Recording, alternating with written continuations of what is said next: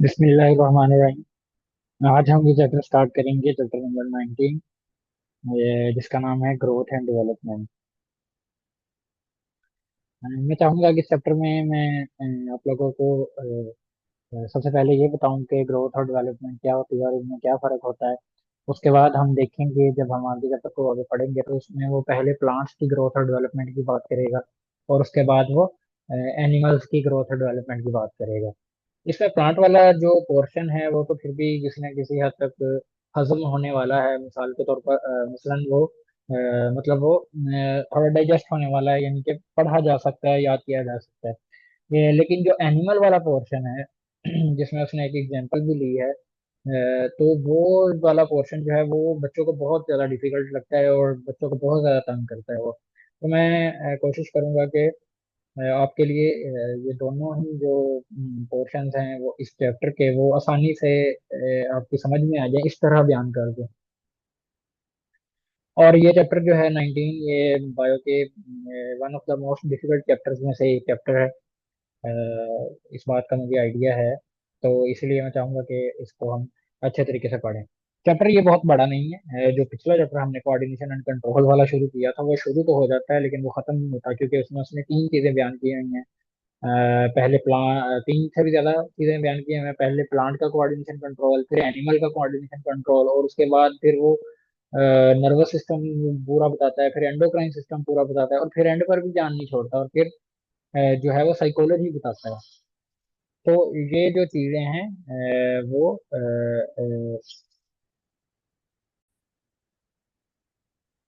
तो इस चैप्टर में जो ये चैप्टर की मैं बात कर रहा था, ये थोड़ा छोटा चैप्टर है उन चैप्टर्स के निस्बत, लेकिन ये थोड़ा डिफिकल्ट है।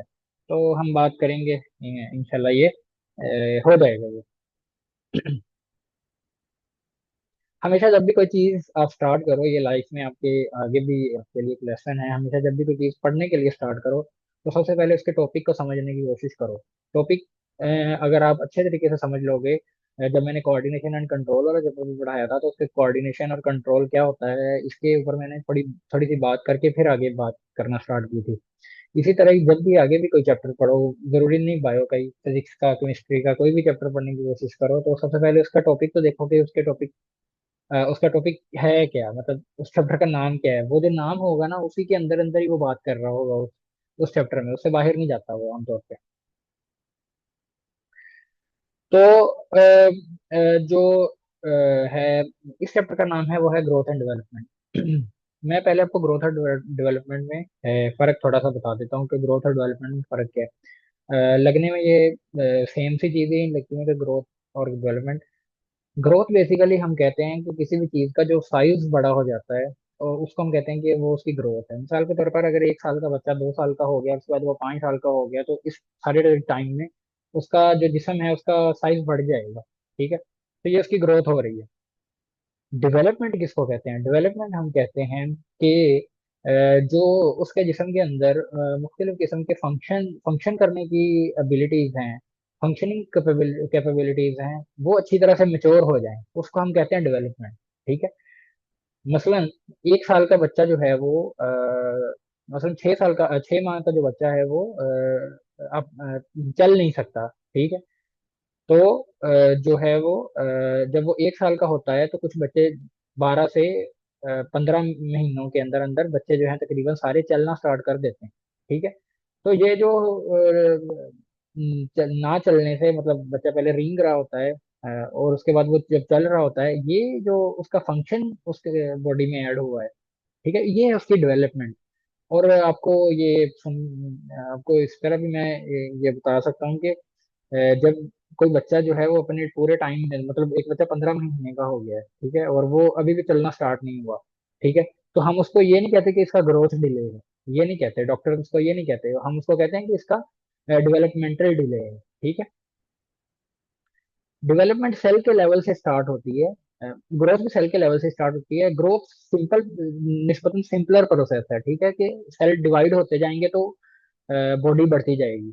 डेवलपमेंट है इस तरह के, सेल डिवाइड तो होंगे लेकिन सेल की डिफरेंशिएशन भी होगी। डिफरेंशिएशन क्या होती है? डिफरेंशिएशन मैं पहले भी आपको बता चुका हूँ कि डिफरेंशिएशन होती है कि सेल, जब किसी भी जिस्म के सेल को उसका काम सौंप दिया जाता है। जो वो काम करने जो उसने काम करना है वो उसको सौंप दिया जाता है, तो ये उसकी डिफरेंशिएशन। मिसाल के तौर पर मैं आपको एक बहुत आसान मिसाल देता हूँ। मिसाल के तौर पर हमारे जिस्म के सारे जो खून के सेल हैं, R red blood cell, W B Cs और प्लेटलेट्स, ये सारे ही बोन स्टेम से बनते हैं। यानी कि ये जो बैकबोन से बनते हैं, बैकबोन के अंदर जो स्टेम होती है उससे बनते हैं, ठीक है। बोन मैरो से बनते हैं, सॉरी, बोन मैरो से बनते हैं, ठीक है। बोन मैरो के अंदर कुछ स्टेम सेल्स होते हैं। स्टेम सेल्स को स्टेम कहते ही इसीलिए हैं क्योंकि उनसे मुख्तलिफ किस्म के सेल्स बन सकते हैं, ठीक है। स्टेम स्टेम सेल जब भी वर्ड आ जाए बायो में, तो उसका ये मतलब होता है कि उनसे मुख्तलिफ किस्म के सेल्स बन सकते हैं। तो ये सारे ही सेल्स जो होते हैं बोन मैरो में स्टेम सेल्स से बनते हैं। आरबीसी भी, डब्ल्यूबीसी भी और प्लेटलेट्स भी, ये सारे ही स्टेम सेल से बनते हैं। और इनका ऊपर एक ही जो जो सेल ऊपर इनका बाप दादा सेल होता है ना, वो एक ही होता है। लेकिन जब ये वो सेल डिवाइड होता है तो वो आगे मुख्तलिफ तरीकों से डिफरेंशिएट होता है। मिसाल के तौर पर उस सेल में उनमें से कुछ सेल जो होंगे, जब वो डिवाइड होंगे तो उनमें से कुछ जो सेल्स होंगे, मिसाल के तौर पर मैं यहाँ पर आपको बना के दिखा देता हूँ। आपको मैं डिफरेंशिएशन समझाना चाह रहा हूँ असल में, कि ये वो सेल है, स्टेम सेल है ये, ठीक है। ये है ये हमारा, बल्कि इसके अंदर मैं लिख देता हूँ स्टेम सेल, ठीक है। ये हमारा आ गया स्टेम सेल, ठीक है। अब स्टेम सेल से कुछ, जब ये सेल डिवाइड होंगे बहुत सारे सेल बनेंगे, और उनमें से कुछ सेल जो हैं उनका न्यूक्लियस लूज हो जाएगा, न्यूक्लियस खत्म हो जाएगा। और उनकी जो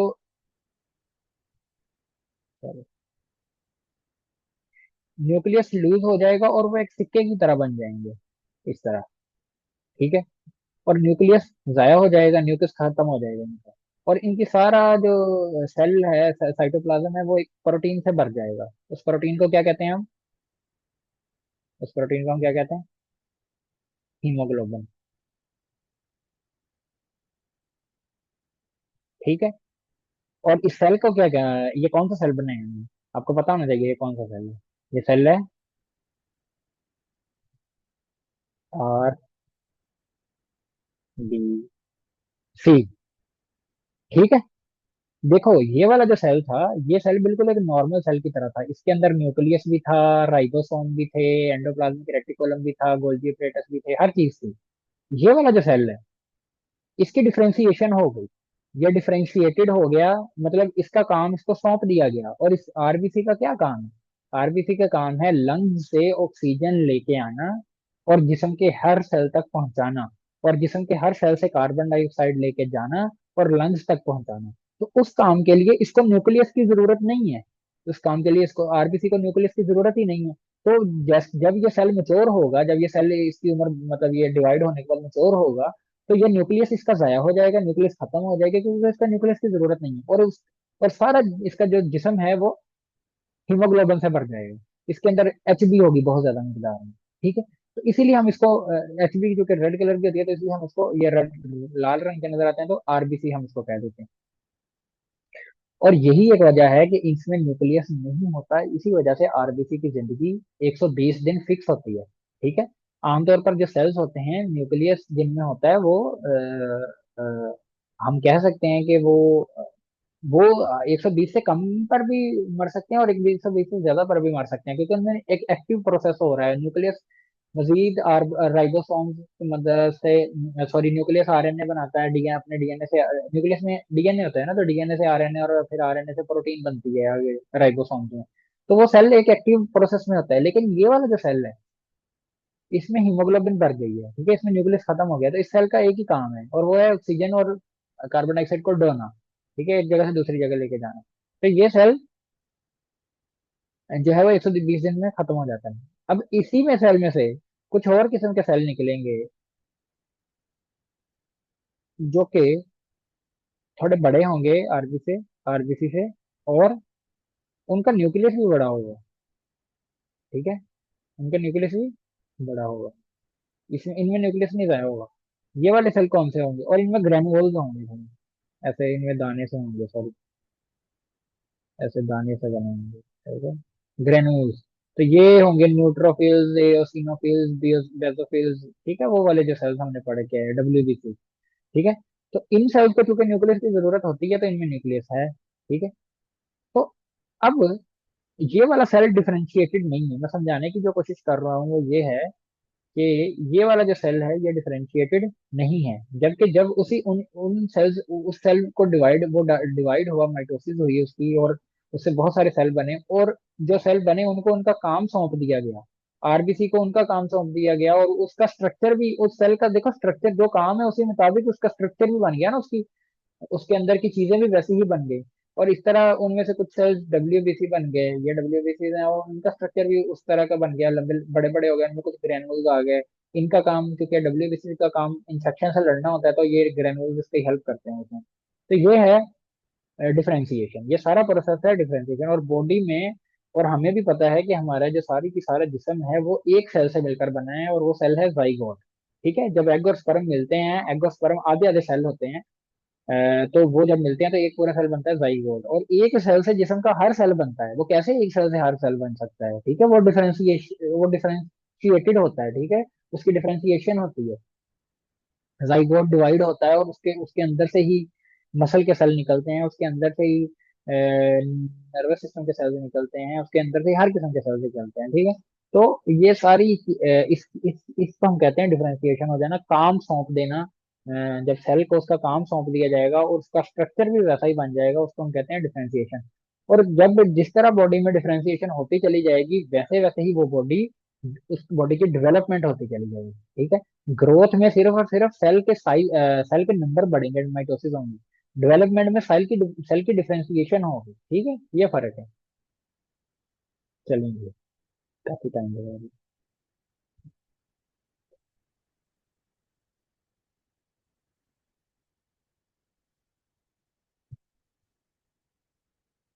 चल।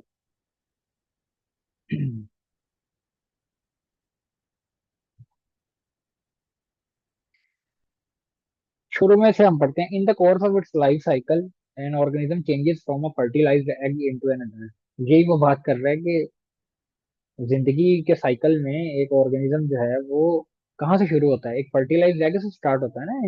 इंसान हो या कोई भी एनिमल हो या प्लांट हो, वो एक एग, फर्टिलाइज्ड एग से स्टार्ट होता है। फर्टिलाइज्ड एग कौन सा एग होता है? वैसा एग होता है ना जिसमें स्पर्म आके मिल जाता है, उसको हम कहते हैं fertilised egg.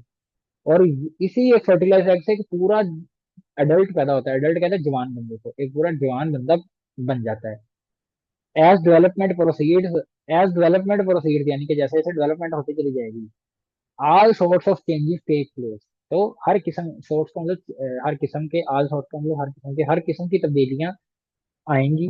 The most obvious change is growth, और सबसे जो हमें वाज़ह तौर पर तब्दीली नजर आती है वो आती है ग्रोथ की। यानी कि बच्चा जो है वो एक जाइगोट से, एक नौ नौ महीने का बच्चा, और 9 महीने से बच्चा फिर 20 साल का बच्चा, इसमें ग्रोथ हमें वाज़ह तौर पर नजर आ रही है कि कैसे उसका साइज बढ़ रहा है। The progressive changes which are undergone before an organism acquires its adult form constitute embryonic development. तो कह रहा है कि वो वाली जो सारी चेंजेस जो हैं जिनमें जो एक ऑर्गेनिज्म होता है वो अपनी एक अडल्ट फॉर्म नहीं ले लेता। यहाँ पर उसने अडल्ट फॉर्म जो है ना वो ली है। अडल्ट फॉर्म से मुराद है उसकी जो मेच्योर्ड फॉर्म है।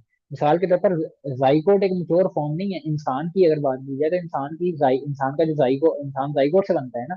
जाइगोट डिवाइड हो के फिर एम्ब्रियो, और फिर ये सारी चीजें हम इस चैप्टर में पढ़ेंगे। तो जाइगोट जो है आप, अच्छा इसमें एक बात मैं अभी बता दूं, पिछला जो चैप्टर था वो इस चैप्टर को पढ़ने के लिए बहुत ज्यादा जरूरी है। तो अगर आपकी पिछले चैप्टर पर ग्रिप नहीं है तो आपको पहले पिछला चैप्टर अच्छे से पढ़ना चाहिए, और फिर ये वाला चैप्टर पढ़ना चाहिए, फिर आपको पता चलेगा कि इस चैप्टर में क्या बातें हो रही हैं, ठीक है। तो पिछला चैप्टर आपको पढ़ना पड़ेगा। अगर ये आपने चूंकि कहा कि हमें ये वाला चैप्टर पढ़ा दें, तो मैं फिर इसी चैप्टर से स्टार्ट हो रहा हूँ। तो अ, जो अडल्ट फॉर्म से मुराद है मेच्योर फॉर्म। मेच्योर फॉर्म वो वाली फॉर्म है जो कि माँ के पेट में भी अडल्ट फॉर्म नहीं होती है। जब बच्चा पूरा बन जाए ना तो उसको हम कहते हैं अडल्ट फॉर्म। और उस बच्चे के पूरे के बनने से पहले पहले जो चेंजेस, यानी कि जाइगोट से बच्चे के बनने तक पूरी पूरी चेंजेस हैं, वो सारी एम्ब्रियोनिक डेवलपमेंट में होती हैं, ठीक है। ठीक है, और इसको पढ़ने के लिए जो हम एमबीबीएस में और दूसरे मेडिकल की फील्ड्स में जो बुक होती है वो भी एम्ब्रियोलॉजी की बुक होती है, ठीक है। Growth is the permanent and irreversible increase in size that occurs as organism mature. ये बात कर रहा है कि ग्रोथ एक परमानेंट और इरिवर्सिबल इंक्रीज इन साइज है। ग्रोथ क्या है? परमानेंट साइज में बढ़ोतरी का नाम है। और ये कब कब होती है? जैसे जैसे ऑर्गेनिज्म मैच्योर होता जाता है, जैसे जैसे ऑर्गेनिज्म डेवलप होता जाता है।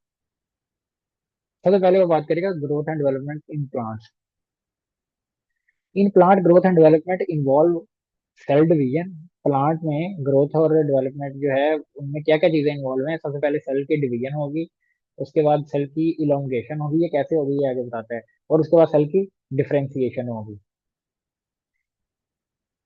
Into tissues and then organs. यानी कि एक सेल डिवाइड होगा, फिर इलोंगेट होगा, और फिर डिफरेंशिएट होगा और बनाएगा क्या? टिश्यूज बना देगा और फिर ऑर्गन्स बनाएगा। ठीक है। Growth is an irreversible increase in size and development is a programme series. हाँ, ये बात करेगा कि ग्रोथ क्या है? एक रिवर्सिबल इंक्रीज इन साइज है। ग्रोथ जो है वो साइज में बढ़ोतरी का नाम है। और डेवलपमेंट क्या है? Development is a programmed series of stages from a simpler to more complex form. तो डेवलपमेंट क्या है कि ये स्टेजेस का नाम है सिंपल से कम्प्लेक्स फॉर्म में। यानी कि एक एक जाइगोट से एक एम्ब्रियो तक जो एक जाइगोट जो है, जब वो एम्ब्रियो बनता है तो ये डेवलपमेंट हो रही है। और एम्ब्रियो आगे मजीद गेस्ट्रुलेशन होती है, उसके उसके अंदर मुख्तलिफ चीजें बनती है। ये सारी इसकी डेवलपमेंट हो रही है क्योंकि उसमें उसके अंदर जो सेल्स है ना, एम्ब्रियो के अंदर जो सेल्स हैं, उन सेल्स के अपने अपने काम के हिसाब से वो डिफरेंशिएट होना स्टार्ट हो जाते हैं। ठीक है। उनकी अपनी डिफरेंशिएशन होनी स्टार्ट हो जाती है। As development proceed the cellular differentiation of structure and function take place. यही बात मैं कर रहा था कि जैसे जैसे डेवलपमेंट होती जाती है तो सेल के लेवल पर डिफरेंशिएशन होना स्टार्ट हो जाती है। और डिफरेंशिएशन सिर्फ स्ट्रक्चर की नहीं है, फंक्शन की भी है। यानी कि सिर्फ फंक्शन की भी नहीं है और सिर्फ स्ट्रक्चर की भी नहीं, बल्कि दोनों की है। यानी कि स्ट्रक्चर भी उसका चेंज, जैसे मैंने आरबीसी की मिसाल दी ना, आरबीसी स्टेम सेल से निकला और उसका स्ट्रक्चर भी चेंज, स्टेम सेल से चेंज हुआ, और फंक्शन भी उसका चेंज था। A plant has a growth pattern called open growth. Plant का एक ग्रोथ का पैटर्न है ओपन ग्रोथ। ओपन ग्रोथ का मतलब है कि ये रुकता नहीं है, प्लांट की ग्रोथ कभी रुकती नहीं है, हमेशा होती रहती है। Throughout life the plant adds new organs. यानी कि सारी जिंदगी ही प्लांट अपने जिस्म के अंदर नए नए ऑर्गन्स बढ़ाता। जैसे कौन से ऑर्गन्स? जैसे ब्रांचेस, लीव्स, रूट्स। ये सारे जो ऑर्गन्स है ये पौधे में जो है वो सारी जिंदगी ही मतलब ऐड होते रहते हैं। ठीक है। नए नए ब्रांचेस और लीव्स और रूट्स बनते रहते हैं। Enlarging from the tips of roots and shoots, but the rate of growth is not uniform throughout the plant body। वो कह रहा है कि ये जो रूट, ब्रांच, लीव्स और रूट्स ये टिप ऑफ रूट और शूट से बनते हैं। लेकिन जो ग्रोथ की रेट है ना ये यूनिफॉर्म नहीं रहती। यूनिफॉर्म का मतलब है कि कांस्टेंट रहना, एक जैसी नहीं रहती। यानी कि कभी ग्रोथ पौधे की बढ़ जाती है और कभी कम हो जाती है। At the beginning the growth is slow but gradually it becomes rapid. वो कह रहे हैं शुरू में जो ग्रोथ होती है पौधे की वो स्लो होती है, लेकिन फिर ये तेज हो जाती है, अटेन द मैक्सिमम, उसके बाद ये मैक्सिमम बन हो जाती है। देन ग्रेजुअली स्लो डाउन, और फिर आहिस्ता आहिस्ता ये कम हो जाती है। इन वॉस्कुलर प्लांट, वॉस्कुलर प्लांट कौन से प्लांट होते हैं? वॉस्कुलर प्लांट वो वाले प्लांट होते हैं जिनमें जाइलम फ्लोएम होता है। ठीक है। अब जाइलम फ्लोएम क्या होता है ये आपको मैं अभी नहीं बता सकता क्यों? क्योंकि आप पहले पढ़ के आए हुए हैं फर्स्ट ईयर में, चैप्टर नंबर 14 में जाइलम फ्लोएम लिखा हुआ है। ठीक है। वास्कुलर प्लांट्स, चूंकि जो जाइलम फ्लोएम है वो वेसल्स की तरह जो होते हैं उनमें पानी वगैरह मूव करता है, तो इसलिए उन प्लांट, जिन प्लांट्स में जाइलम फ्लोएम होगा उनको वास्कुलर प्लांट कह देते हैं। इन vascular plant growth growth occur through the activity of meristem. ये देखो ये है आपको वर्ड मेरिस्टेम। असल में क्या होता है? मेरिस्टेम बेसिकली उन उस सेल का गुच्छा होता है, स्टेम सेल्स का गुच्छा होता है मेरिस्टेम। और स्टेम सेल्स का क्या काम है मैं अभी आपको बता के हटा हूँ। स्टेम सेल्स ऐसे सेल्स होते हैं जो हर किस्म के सेल्स को जिनसे हर किस्म के सेल्स बन सकते हैं डिवाइड होकर। यानी कि स्टेम सेल्स अगर डिवाइड होंगे तो उनमें से उनसे हर किस्म के सेल बन सकते हैं। तो स्टेम सेल्स जो वो खुद डिफरेंशिएटेड नहीं होते, जब वो डिवाइड होते हैं तो वो जो अगले वाले सेल्स हैं वो डिफरेंशिएट हो के हर किस्म के सेल्स बन सकते हैं। ठीक है। यानी कि मेरिस्टेम से ही ब्रांचेस के सेल्स बनेंगे, मेरिस्टेम से ही फ्लावर्स के सेल्स बनेंगे, मेरिस्टेम सेल से ही हर किस्म के सेल्स बनेंगे। अब मेरिस्टेम्स के बारे में बताएगा। मेरिस्टेम्स आर यंग टिश्यूज और group of cells that retain the potential to divide. ये है बात इसमें करने के लिए कि मेरिस्टेम्स के ऐसे सेल्स होते हैं जिनमें ये पोटेंशियल होता है कि वो डिवाइड हो सकते हैं। ठीक है। बहुत तेजी से ये डिवाइड हो सकते हैं। इन lower plants the entire plant body is capable of growing. Lower plant में मतलब ऐसे प्लांट जिन्हें जाइलम फ्लाइम वगैरह नहीं होता, जैसे ग्रास वगैरह ये लोअर प्लांट में आती है। तो इनमें सारा जिस्म जो होता है लोअर प्लांट का वो ग्रो करने के काबिल होता है, ठीक है। But in higher plants the entire plant body is not capable of growing, but growth is limited to certain region known as growing points. जबकि जो हायर प्लांट्स होते हैं, जैसे ये हमारे सामने एक दरख्त खड़ा हुआ है, ये हायर प्लांट की निशानी है, एंजियोस्पर्म्स है, जिम्नोस्पर्म्स है, ठीक है। तो ये सारी चीजें जो लोअर प्लांट्स कहते हैं, हम हायर प्लांट्स कहते हैं, ये एक्चुअली आपको प्लांट वाले जो चैप्टर है ना फर्स्ट ईयर में लिखा हुआ है, ये वहां से मिलेंगी। ये अभी इस लेक्चर में नहीं बताई जा सकती, क्योंकि ये वाला जो लेक्चर है वो खास तौर पर ग्रोथ और डेवलपमेंट पर ही मैं फोकस करूंगा। In lower plants, the interplant body is capable of growing, but the higher plants, the entire plant body is not capable of growing, but growth is limited to certain regions known as growing points. Jin point से growth हो रही है उन points को हम कहते हैं growing points, ठीक है। These growing points consist of group of cells which are capable of division। अब वो दोबारा से बात वहीं लेकर आएगा कि उन ग्रोइंग पॉइंट से क्यों ग्रोथ हो सकती है और बाकी पौधे के जिस्म से क्यों नहीं ग्रोथ हो सकती। क्योंकि उन ग्रोइंग पॉइंट्स पर कुछ ऐसे किस्म के सेल होते हैं जिनकी काबिलियत ये होती है कि वो डिवाइड हो सकते हैं, वो उनमें माइटोसिस हो सकती है और वो डिवाइड हो सकते हैं और वो मजीद नई किस्म के सेल्स को जन्म दे सकते हैं। और उन्हीं सेल्स के उन्हीं ग्रोइंग पॉइंट्स को हम कहते हैं मेरिस्टेम्स, ठीक है। अब आपको समझ लग गई होगी, मेरिस्टेम्स और ग्रोइंग पॉइंट एक ही चीज के दो नाम हैं। और मेरिस्टेम्स में क्या होते हैं, ऐसे सेल्स होते हैं जो डिवाइड हो होकर मजीद नई किस्म के सेल्स बना सकते हैं। These meristematic cells are located at the stem and roots and they are of following types। In meristematic cells की जो ये रूट और शूट में होते हैं और इनकी ये टाइप्स आते हैं, तीन किस्म के मेरिस्टेम्स होते हैं, ठीक है। मेरिस्टेम्स तीन किस्म के होते हैं। देखो, तीन किस्म के कौन कौन से, एक तो होता है एपिकल मेरिस्टेम्स। एपिकल मेरिस्टेम्स के नाम से जाहिर है कि ये एपेक्स पे होता है। एपेक्स मतलब पीक पे होता है, यानी कि या तो रूट के टिप पे होगा या फिर शूट की टिप पे होगा, ठीक है। The apical meristems, the apical meristems are found at the tips of root and shoot.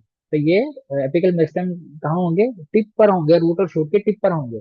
And are primary concern with the extension of plant body. और इनका मेन कंसर्न क्या होगा, यानी कि इनका मेन काम क्या होगा, ये प्लांट की बॉडी को बढ़ाएंगे। मिसाल के तौर पर यानी कि अरे ठीक, ये अगर एक पौधा है, ठीक है, ये इसकी जड़ है, सबसे पहले दो जड़ें हैं, ठीक है। तो इनके टिप पर होंगे ये, ठीक है। रंग चेंज कर लेते हैं, ठीक है। ये देखो, यहाँ पर टिप कहाँ होंगे, ठीक है। ठीक। तो यहाँ से ये अब ये डिवाइड करेंगे तो ये रूट को बढ़ाएंगे। और इसी तरह ये यहाँ पर भी होंगे, यहाँ के टिप पर भी होंगे, और जब ये यहाँ से डिवाइड करेंगे तो ये शूट को भी बढ़ाएंगे, ठीक है। तो रूट और शूट यानी कि पौधे की बॉडी की ग्रोथ करवा रहे हैं ये apical meristem. These are perpetual growth zone. यानी कि परपेचुअल का मतलब है कि जो हमेशा रहते हैं, यानी कि हमेशा जो ग्रो करते रहते हैं। These are perpetual growth zone found at the apices of root and stem, ठीक है। यही बात मैं अभी कर चुका था कि ये एपिसेस पे होते हैं रूट और स्टेम की, और ये हमेशा ग्रो करते रहते हैं। They are responsible for increase in the number of cells at the tips of root and stem, so they play important role in primary growth। तो ये कह रहा है कि ये क्योंकि ये सेल्स जो हैं ये रिस्पॉन्सिबल होते हैं कि ये सेल ये टिप ऑफ रूट है और स्टेम के टिप पर सेल्स को ऐड करते जाते हैं, तो इस वजह से इनकी वजह से प्राइमरी ग्रोथ होती है। प्राइमरी ग्रोथ का मतलब पौधा जो हाइट में बड़ा होता है, ठीक है, नीचे भी और ऊपर भी। रूट भी जब नीचे जाएंगी तो पौधे की टोटल हाइट बढ़ती जाएगी, और शूट यानी कि तना जब ऊपर की तरफ जाएगा तो पौधे की टोटल हाइट बढ़ती जाएगी। तो ये जो है वो प्राइमरी ग्रोथ हो रही है, ठीक है। तो प्राइमरी ग्रोथ में एपिकल मेरिस्टम्स का काम है। दूसरे आगे इंटरकैलरी मेरिस्टम्स, ठीक है। इंटरकैलरी मेरिस्टम्स बेसिकली वो वाले ये असल में एपिकल मेरिस्टम्स ही होते हैं, लेकिन ये एपिकल मेरिस्टम से ना जुदा हो जाते हैं नॉर्मल। यानी कि ये फर्ज करो ये पौधा है और इसके टिप पर क्या होगा, एपिकल मेरिस्टम्स होगा ना, ठीक है।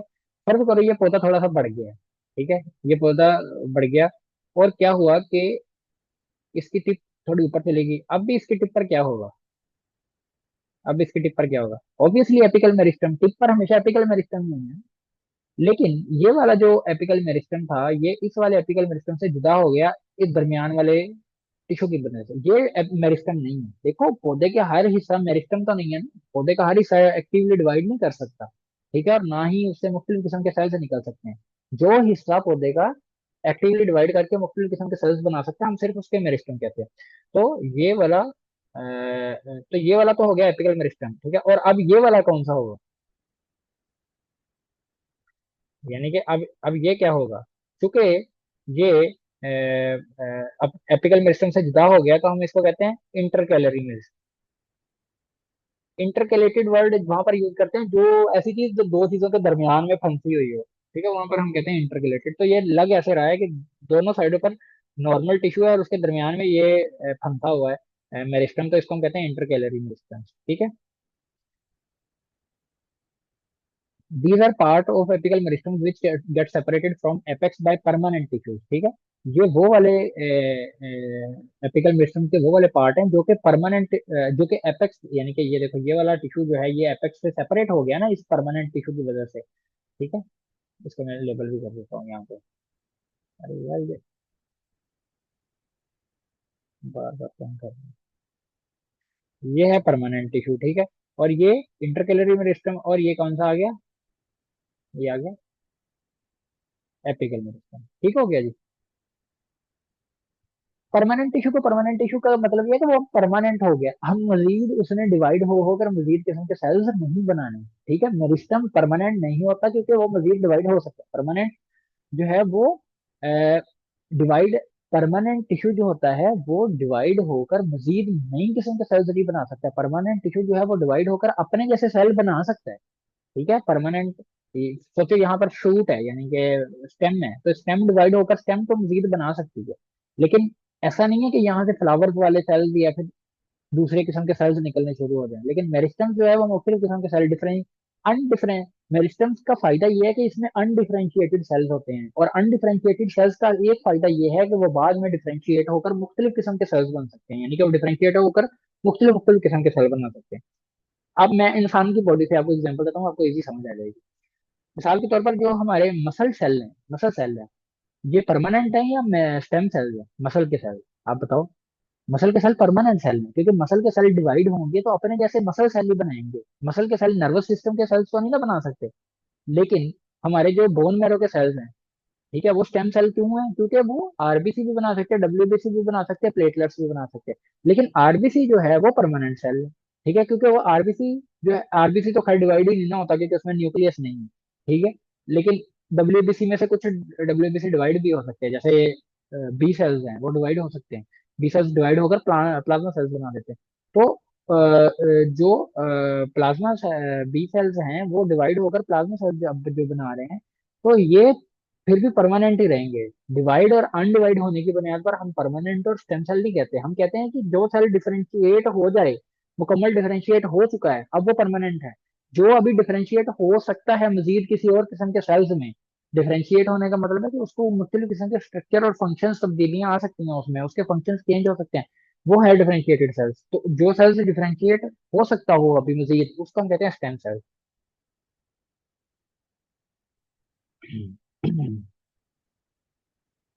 दे are situated at the base of internodes in many plants. अच्छा, ये नोड और इंटरनोड के लिए मैंने पिक्चर ही डाउनलोड करके रखी है, मैं आपको दिखा देता हूँ।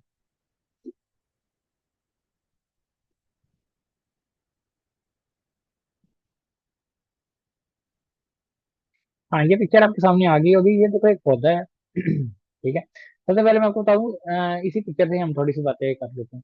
देखो इसमें जो इस तरफ को ऊपर की तरफ जो ग्रोथ हो रही है वो है प्राइमरी ग्रोथ, ठीक है।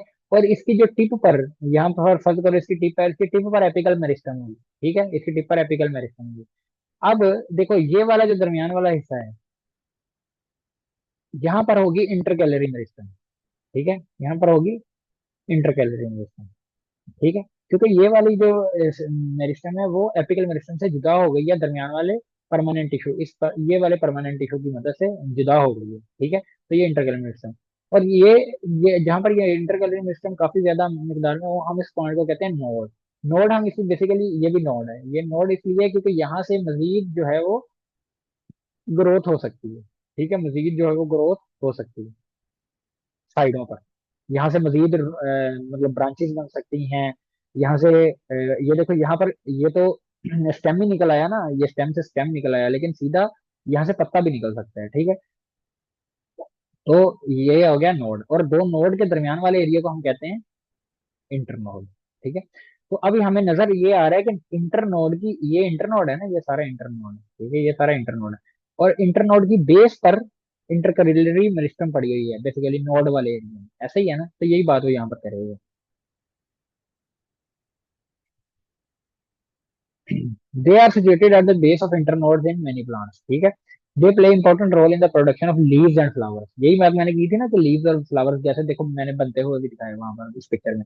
दे आर ऑफ टेम्परेरी नेचर, ये परपेचुअल नहीं है, ये टेम्परेरी नेचर के होते हैं, मतलब ये बाद में बंद भी हो जाते हैं, खत्म भी हो जाते हैं इंटरनोड जो है ना, उनमें से आगे फिर कभी कभार जब ये पौधा मजीद बड़ा हो जाएगा ना,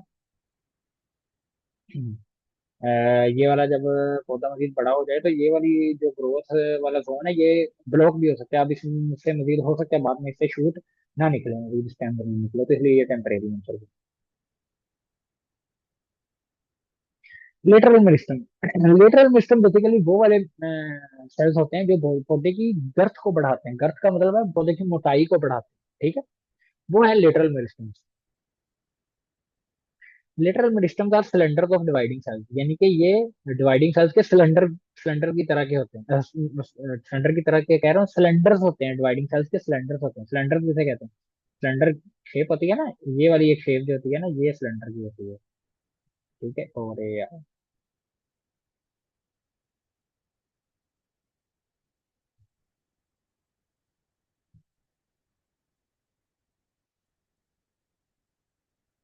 मैथ में आपने पढ़ा होगा अगर आपको मैथ आती है तो। ये सिलेंडर है, ठीक है, ये सिलेंडर की शेप है। ठीक है। तो जो सेल्स होते हैं ये सिलेंडर की फॉर्म में पड़े होते हैं, मतलब यहाँ पर भी सेल होंगे, यहाँ पर सेल। और ये सेल आमतौर पर होते कहाँ पर हैं? मतलब मोटाई ये बढ़ाते हैं आमतौर पर स्टेम की। तो यानी कि जो भी हमारे, यानी कि हम देखते हैं कि दरख्त जो बड़े होते हैं तब वो फिर वो उनके तने मोटे होने शुरू हो जाते हैं, तो उनमें ये लेटरल मेरिस्टेम्स के सेल्स जो हैं वो अपना पार्ट प्ले करते हैं।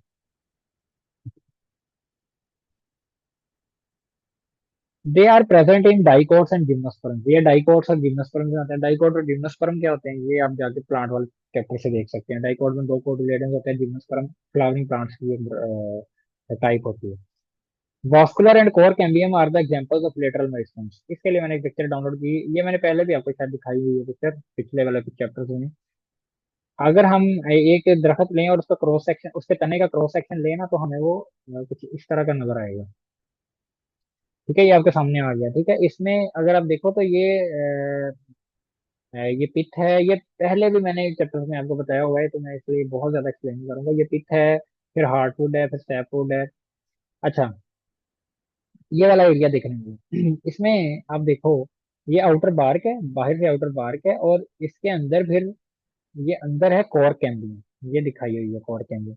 कोर कैम्बियम का मतलब बेसिकली होता है ये। अच्छा, इसमें एक बात आपको नजर आ रही है, ये देखो सिलेंडर की फॉर्म में। ठीक है, ये सिलेंडर की फॉर्म में। ठीक है। और दूसरी नंबर पर ये उसने यहाँ पर दो चीजों का जिक्र किया, वास्कुलर कैम्बियम और कोर कैम्बियम। ठीक है। तो कोर कैम्बियम भी मोटाई में मतलब ये इजाफा करेगा, और वास्कुलर कैम्बियम भी मोटाई में इजाफा करेगा। वास्कुलर कैम्बियम ये है दिखाया हुआ। वास्कुलर कैम्बियम क्या करता है कि बाहर जो है वो फ्लोएम डालता जाता है, और अंदर की तरफ जाइलम डालता जाता है। सेकेंडरी फ्लोएम बाहर की तरफ डालता जाता है, और अंदर की तरफ सेकेंडरी जाइलम डालता जाता है, जिसकी वजह से पौधा जो है वो ग्रो करता जाता है, यानी कि उसकी मोटाई में इजाफा होता जाता है। ठीक है। और कॉर्क जो होता है वो आउटर बार्क बनाने में पार्ट प्ले करता है। ठीक है। तो फिर ये जो है वो इस तरह से ये भी मोटाई में इजाफा करने के काम आता है। तो ये दोनों, ये वास्कुलर कैम्बियम, कैम्बियम जो है ये भी मैंने बताया कि ये देखो जो ये वास्कुलर कैम्बियम ये दिखाया होगा ना, ये सारा वास्कुलर कैम्बियम जो मैं मार्क कर रहा हूँ, वास्कुलर कैम्बियम है, ये है वास्कुलर। और ये क्या करेगा, ये बाहर की तरफ फ्लोएम डालेगा, मतलब फ्लोएम वाले सेल्स बनाएगा, और अंदर की तरफ क्या करेगा, जाइलम वाले सेल्स बनाएगा। तो अब जो बाहर की तरफ फ्लोएम वाले सेल्स बनाएगा उसको हम कहते हैं सेकेंडरी फ्लोएम। ठीक है। और अंदर की तरफ सेकेंडरी जाइलम। ठीक है। तो देखो जब ये बाहर, जब ये ऐसे ग्रो करवाता जाएगा तो पौधे की कभी एक पॉइंट, एक टाइम था, यानी कि एक टाइम था जब ये असल में ये कोर कैम्बियम यहाँ पर थी, ऐसे थी।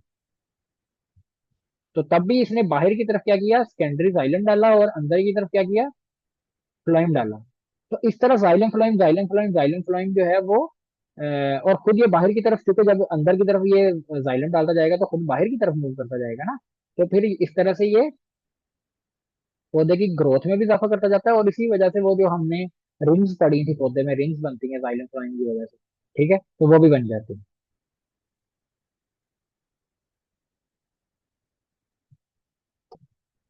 दे play an important role in increasing the diameter of stem and root and in, यानी कि वास्कुलर और कैम्बियम जो है ये डायमीटर ऑफ स्टेम और रूट को बढ़ाने में पार्ट प्ले करते हैं।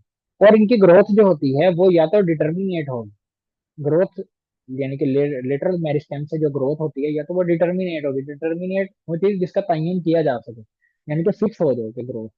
यानी कि they grow to certain size and then stops, यानी कि कुछ पौधे के हिस्से ऐसे होते हैं जो कि जिनमें डिटर्मिनेट ग्रोथ होती है, जैसे लीव्स और फ्लावर्स वगैरह में डिटर्मिनेट ग्रोथ होती है, यानी कि कुछ टाइम तक ये ग्रो करते हैं और फिर बंद हो जाते हैं। जबकि कुछ ग्रोथ होती है जो इनडिटर्मिनेट, जो हमेशा होती ही रहती है, उसको हम कहते हैं इनडिटर्मिनेट।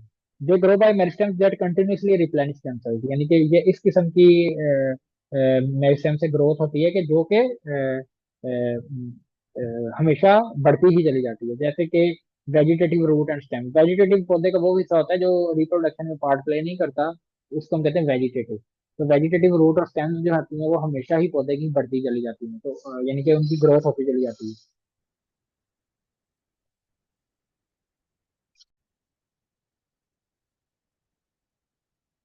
तो ये अभी तक मैंने ये आपको तीन किस्म की मेरिस्टेम्स के बारे में पढ़ा दिया है। अगले लेक्चर्स में हम ग्रोथ की टाइप्स के बारे में पढ़ेंगे, ग्रोथ क्या क्या, ग्रोथ में क्या क्या चीजें होती है, और फिर कौन से फैक्टर्स हैं जो ग्रोथ के लिए इंपॉर्टेंट होते हैं। ठीक है, ये अगले सेक्शन में। अभी यहाँ तक कोई क्वेश्चन है तो पूछ लीजिएगा।